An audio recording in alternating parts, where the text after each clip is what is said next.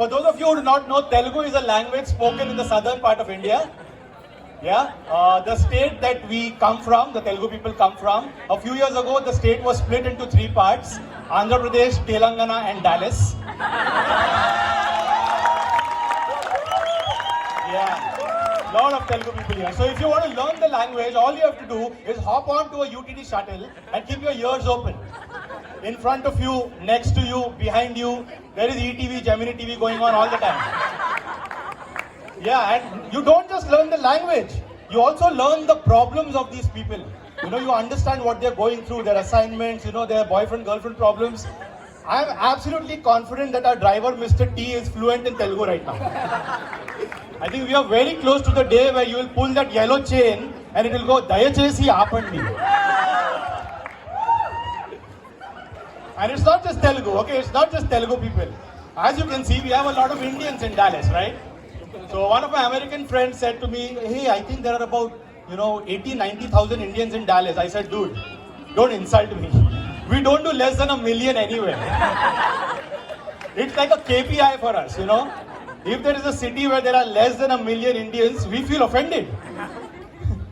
And if, there are some places where there are not so many of us, but it still feels that there is a lot of us. You know why? Because we Indians have a habit. We like roaming around in packs, in groups. You want evidence of that? Just go to Tom Thumb.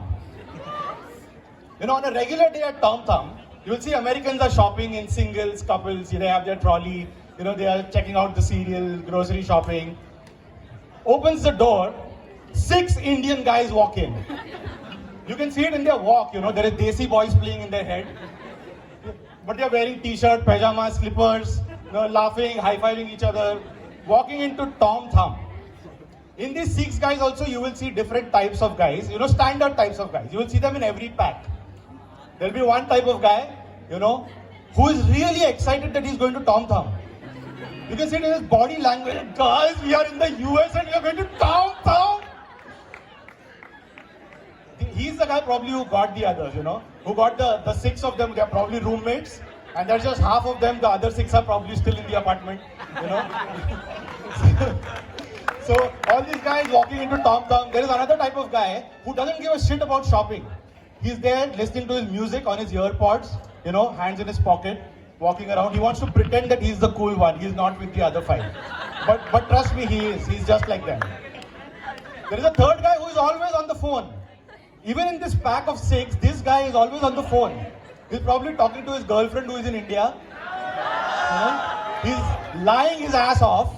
Like, oh baby, there's a lot of pressure over here. I don't know what to tell you. Yesterday there was Bollywood night. Today there is Sangam event. Tomorrow there is something else going on.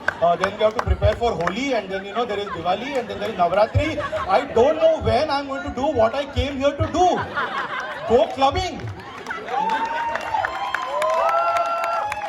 All these 6 types of Indian guys, all doing their own thing, but they roam around in a pack. They roam around in groups in Tom Thumb. They spend 20-25 minutes in Tom Thumb and they walk out buying 1 candy.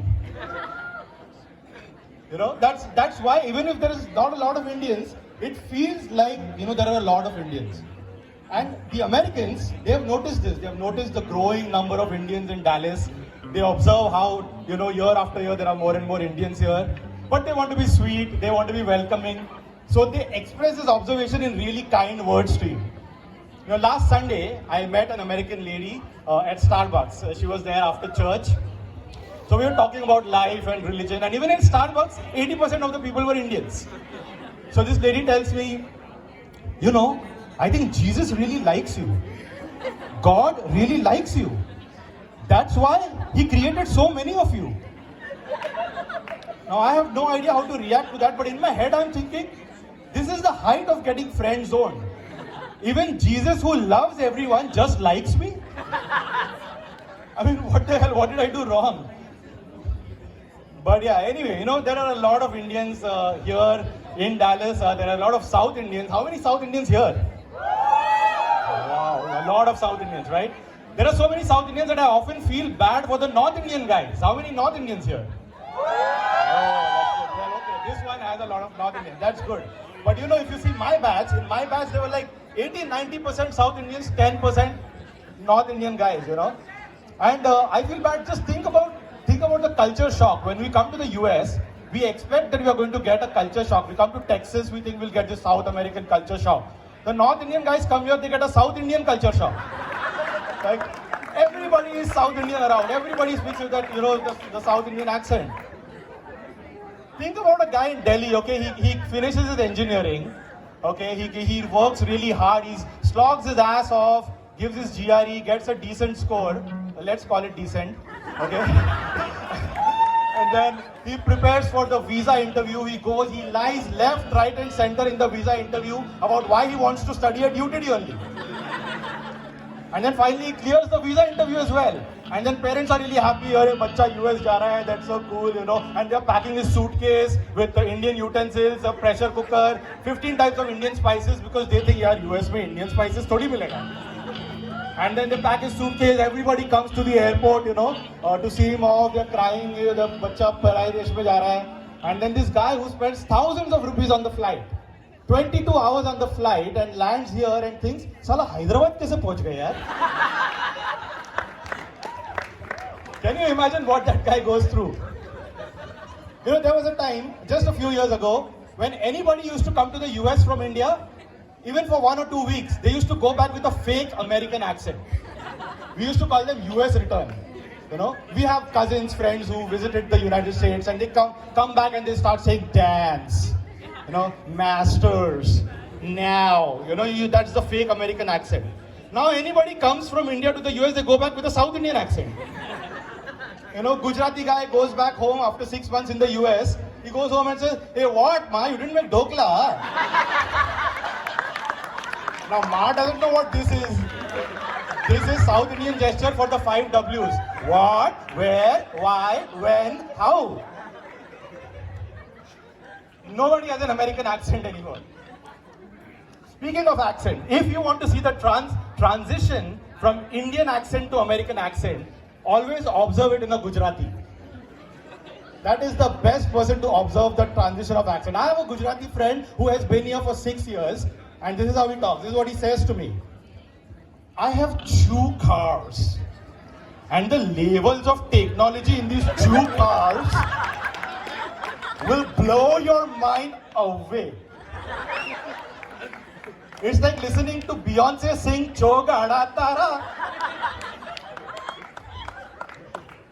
That's just how it is, you know, the accent. Anyway, well, what else? Let's see.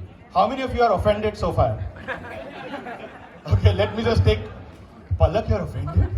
You are neither Gujarati. Well, yeah. What else can I talk about? Dancers. How many of you are dancers? I'm surprised. Usually in an Indian audience, everybody is a dancer. Okay. I want to talk about the way we speak English, okay? There are 2 types of English-speaking Indians. Type 1, Indians who are fluent in English. Type 2, Indians who think they are fluent in English. And there is the 3rd type, which is actually a level that trumps these 2 types. That's called level ISA. If you don't know what I mean, all you have to do is open the email that ISA sent you for the promotions of Sangam. And just read the first line. If you haven't read it, let me read it for you. This is what it says, okay? "Have you ever longed to feel the sensation?" And this is just half of the sentence. And you can already think of like 10 weird things in your head. Have you ever longed to feel the sensation of experiencing a college fest? This is literally the email that they've been spamming us with this entire week. I don't even know what that means. I swear to God, after reading this sentence, whether you're type 1 or type 2, you're scratching your head. Kya bol kya raha hai bhai? Have you ever longed to feel the sensation of experiencing a college fest? Anyway, well, no matter what type you are, whether you're from ISA, see, we are non-native English speakers, right? We're not native English speakers. We make mistakes. But we have the most creative excuses for making those mistakes. The way we cover up our mistakes, you know?